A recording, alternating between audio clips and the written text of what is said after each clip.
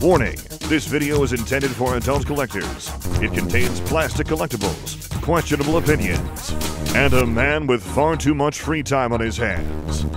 This is not a test. This is a random review. Hello everyone! Today's video is brought to you by my generous patrons over at patreon.com/TJOmega. I'm trying to offer as much there as I can. At the lowest levels, you're getting previews, you're getting Discord access, you're getting, hopefully soon, you're going to start getting a week's worth of exclusive videos that will always be 7 videos a week. Even as one goes to the YouTube channel, I will replace it with another one, so there'll always be 7 in total for you to enjoy that are yours to watch exclusively for a while. Beyond that, I have exclusive videos for the higher up tiers, and at the highest tier, you get to make review requests once, every so often, and that's always going to be anything I do. It doesn't have to be a review; it could be literally any type of video I make. So that's my ad spiel that I'm going to be trying to do a little bit more of, because I really have to start focusing on making the money and actually pushing these things that I do. So if you're so inclined and if you can afford it, thank you very much for the support. You have no idea how much you're helping right now. All right. We're going to be talking a little bit of, I guess we're going to be talking about, Legacy Evolution.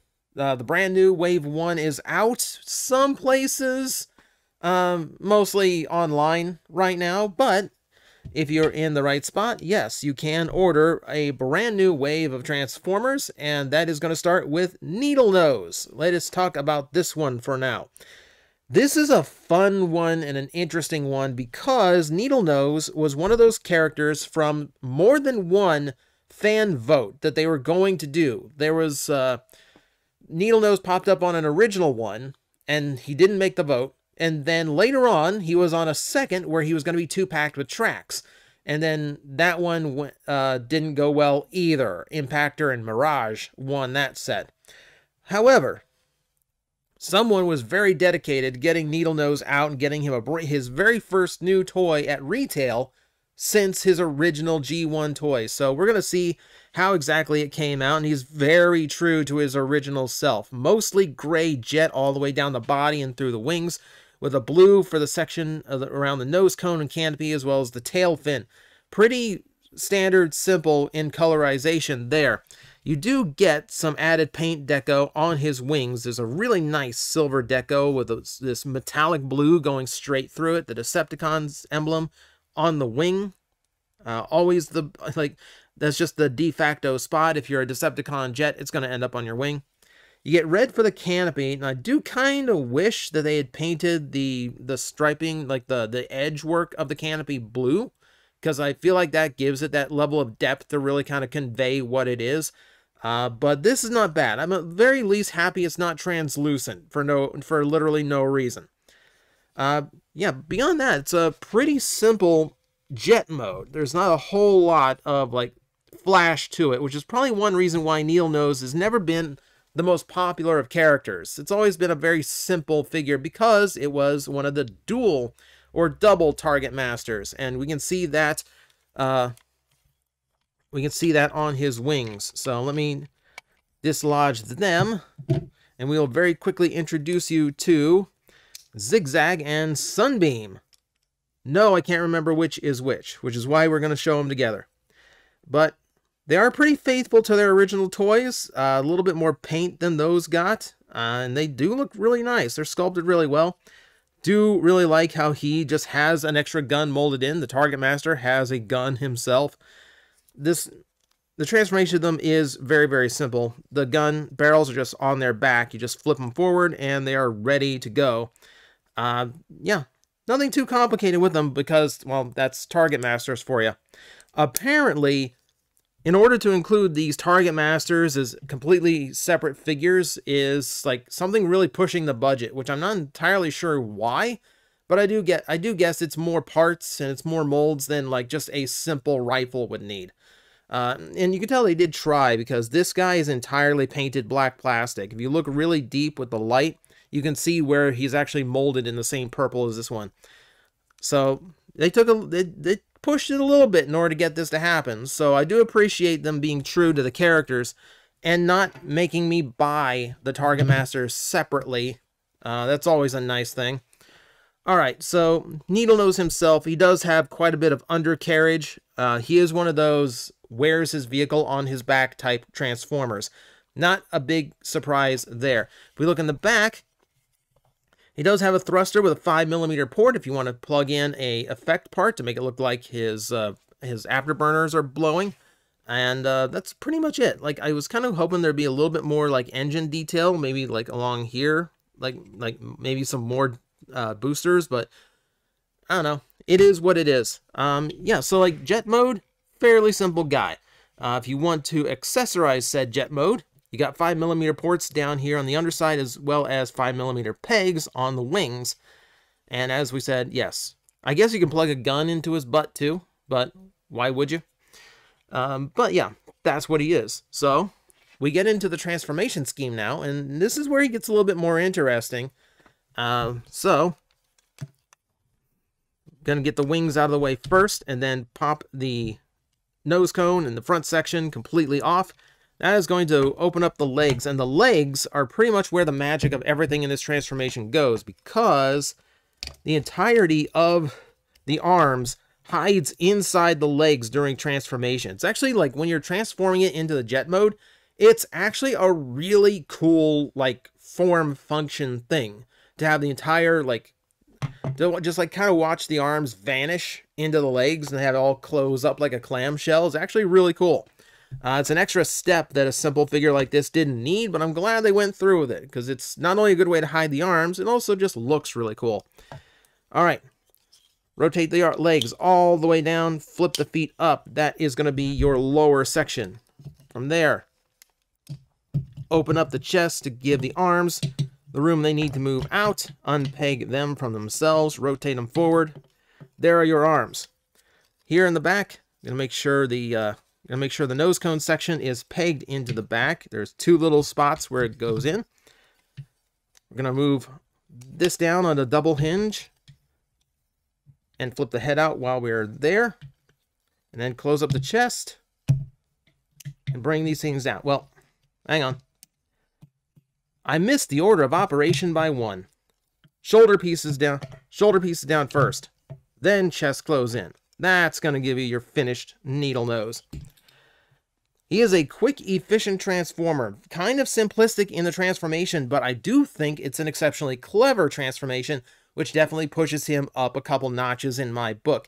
He's fun. You know, despite being simple, he is a fun figure to transform. And a rare time where I think transforming him back into the jet mode is actually cooler than transforming him into the robot. Like, the robot parts all revealing themselves is cool, but watching the whole thing collapse on itself, that I think is cooler. So, what do we have here? We have a lot more purple exposed in this robot mode. We can see a lot more blue as well, in the entirety of the legs as well as the pelvis done up in blue. He does have this big swash of gray in the chest that I kind of wish was broken up a little bit, but I don't think it looks terrible. You know, if anything, you could excuse it for being just a unique look to Needlenose. So, let's go and take a close look at him, as we always do. The head itself has a bit of a night motif going on. You can see the visor that flips down. It does not flip down on this, by the way. I do like how modern comics have kind of depicted this as a brother to Trax because they do have similar features in their helmets. It's kind of a nice little touch to kind of show that, you know, there's like a little bit of sibling camaraderie in design. But yeah, it's a nice head sculpt. Interesting enough, it's a little bit darker gray than the rest of his body too. So beyond that, you pretty much see everything you get. The nice thing about a toy that, yes, it's kind of frustrating that the entirety of the vehicle basically rests on his back and everything that makes the robot is undercarriage, but that also means that everything that makes his robot is completely fresh visually. So while I do prefer a transformer that utilizes the bulk of his vehicle in order to create their robot mode, I also kind of appreciate when a toy can like completely surprise me with how different they look from one mode to the other. But also in this case, that is entirely accurate to the original Needlenose. You know, they kind of reinvented the wheel. It's a much smoother transformation, but it's not like so far departed from his original toy that feels like somebody else, if that makes sense. So beyond that, he's not terribly clean. Like I said, he's wearing a jet on his back, but beyond that, he's okay. The legs are hollow as a result of how the transformation has to work. I know people are going to complain because people always complain about hollow parts, but for me, it doesn't bother me really. And then, of course, we can transform the Target Master's back, and we can go ahead and arm him. Always fun to do. Target Master was such a good gimmick because it's a neat little function to have the guns transform as well, but you also weren't out a toy if you lost a little figure like you were a Headmaster. So it's a nice little give and take. All right. For the articulation rundown, we have a ball-jointed neck, which goes a little bit up and down, but 360-degree rotation, always really good to see. Proper universal shoulder movement, good. Bicep rotation, double hinge at the elbow, tons of range there. Rotation in the wrist, always like to see that. Yeah, we do have a waist rotation that is a little bit hindered because of the junk on his back, but he can still get a pretty good angle. If you, especially if you like start flexing things out of the way on his backpack. Universal hips that work really, really well. Thigh swivel, 360 degree. Super deep knee bend. Super deep knee bend. Love to see that. And then you get your ankle tilt as well as this left over from the transformation, which gives him a bigger depth of articulation than he normally would have. So it does give you some pretty dynamic poses you can get him into. And a really, really cool, like just a really cool figure in general as a result. That, my friends, is the brand new Needlenose toy. Took a long time for him to get a second go around, and they did not waste the opportunity. Pretty much everything I wanted from a new Needlenose, if I ever wanted a new Needlenose in the first place, that is present on the toy. He's got his Target Masters, he's got a fantastic range of articulation, and he's using the original transformation scheme while still throwing in some new twists. All around, it's a really impressive figure that's going to be a little bit simple and a little bit hollow in some spots for some people, but I really do think this is a pretty strong figure overall. Whoever was putting him on those fan votes so many times really had a vision in mind to get a new Needlenose out, and I'm really happy because it seems to have been worth the wait. Guys, I am facing the most powerful enemy any YouTuber can face, the algorithm, and I need your help to defeat him. Hit the like button, hit the subscribe button, hit the notification bell, and leave a comment. Every time you do, we attack that algorithm and we drive it back until it can no longer defeat this channel. Thank you very much.